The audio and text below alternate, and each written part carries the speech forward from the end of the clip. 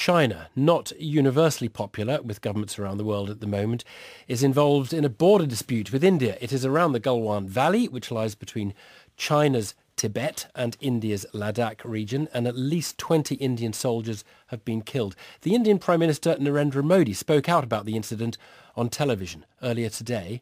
मैं देश को भरोसा दिलाना चाहता हूं, हमारे जवानों का बलिदान व्यर्थ नहीं जाएगा.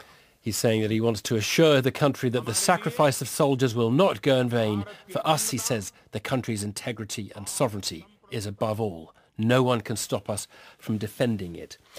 Well, let us try and understand this conflict. Shashank Joshi is defence editor at The Economist magazine. Kerry Allen is China analyst at BBC Monitoring. Afternoon to you both. Shashank, can you just give us the background to this? And this goes back quite a few days in the latest skirmishes, but really goes back quite a few decades, doesn't it? It does.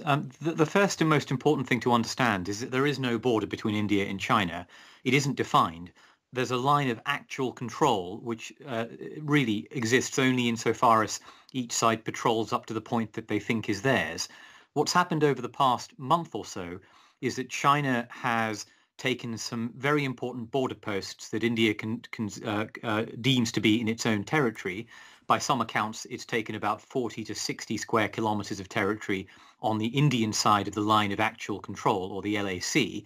And that standoff has degenerated into punch-ups twice and much more seriously on Monday, about 10 days after it looked as though the two sides had agreed to disengage. I mean, just talk us through specifically what happened, because it was quite interesting that it seemed that there were a couple of Chinese tents that had been put there. They then withdrew, but they left the tents and then literally got into kind of shoving and pushing between the soldiers of the two countries. That's right. We don't know exactly the details, to be absolutely honest, but it seems to be that the Chinese pitched a tent in an area that was supposed to be in a buffer zone from which they had agreed to disengage the previous week. And the Indians seemed to be fairly positive they would have disengaged. When an Indian patrol from a unit called 6th Bihar Regiment confronted them and burnt the tent, the Chinese came back and apparently overwhelmed the Indian patrol with far higher numbers, hundreds of troops. And they don't carry weapons there. They've agreed not to carry weapons over the last couple of decades because they understand the risks.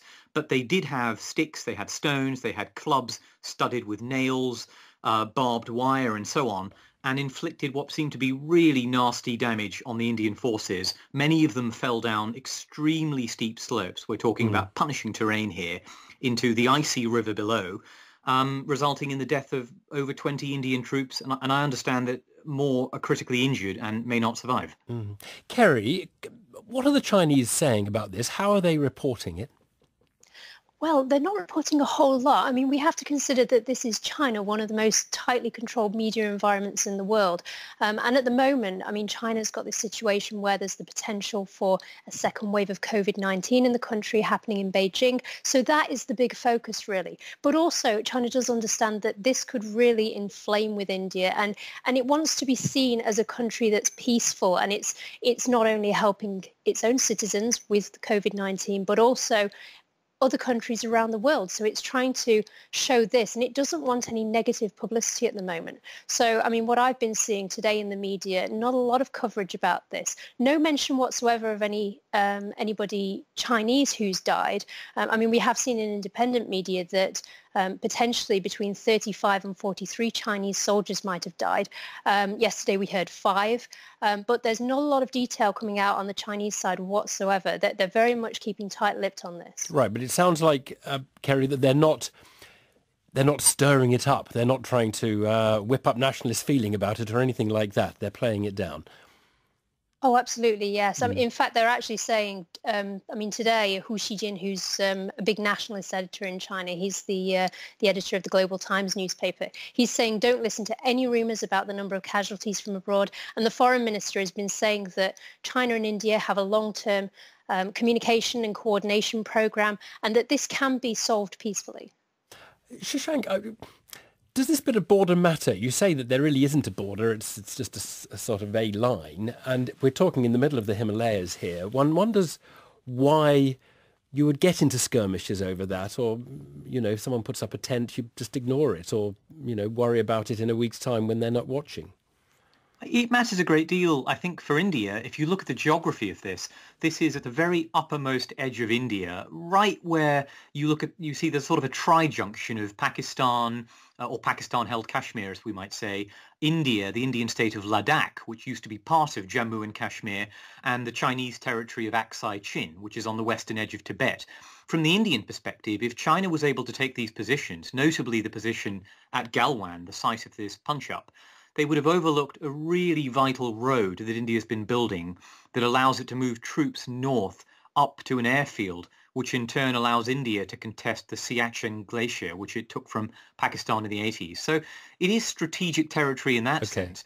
But of course, the way we have to think about this is not just as a territorial dispute.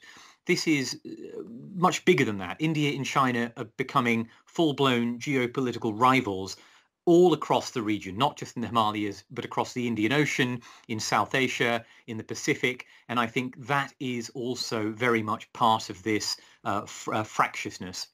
Kerry, China just not fighting, but facing attack on so many fronts. America and the trade war. You have countries really quite annoyed with China and the handling of COVID in the early stages. It seems a bad time for this to have erupted.